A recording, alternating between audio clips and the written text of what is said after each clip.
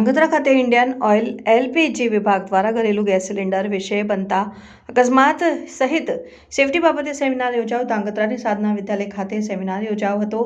ગુજરાતમાં આપણે દિન પ્રતિદિન ગેસ સિલિન્ડર સહિત સીએનજી ગેસ વાહનોની દુર્ઘટનાઓ મીડિયા, સોશિયલ મીડિયા તથા પ્રિન્ટ મીડિયામાં નિહાળતા હોઈએ છીએ.